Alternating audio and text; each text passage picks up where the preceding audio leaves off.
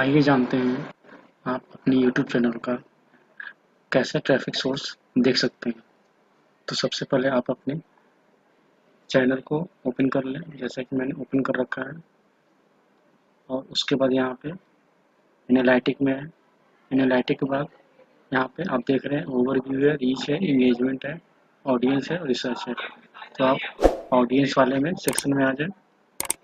तो यहाँ पे देख सकते हैं ऑडियंस के बारे में। अब यहाँ पे हमारे पास ऑडियंस का सोर्स नहीं है, तो हम इसके लिए एडवांस मोड में जाएंगे।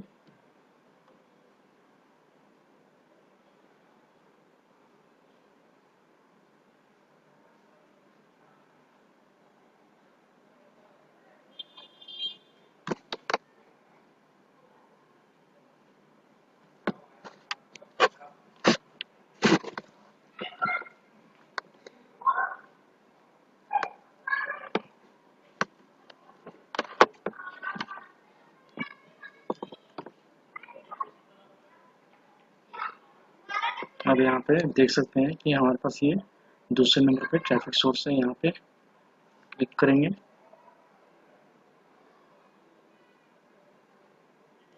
अब ये हमारा ट्रैफिक सोर्स दिखाएगा कि हमारा चैनल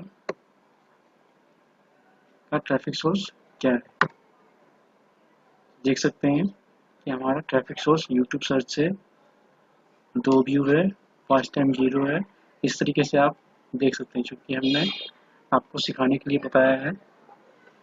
तो आप इसको अपने चैनल पे देख सकते हैं कि आपके चैनल पे यूट्यूब सर्च से कितना आया है, डायरेक्ट कितने लोग हैं, ब्राउज फीचर कितने हैं, प्लेलिस्ट पेज कितने किए। यूट्यूब सर्च क्या है कि जो लोग सर्च करके आपके चैनल को देख रहे हैं उसका view, watch time, average view duration, impression और इम्प्रेशन क्लिक थ्रू रेट कितने लगे हैं।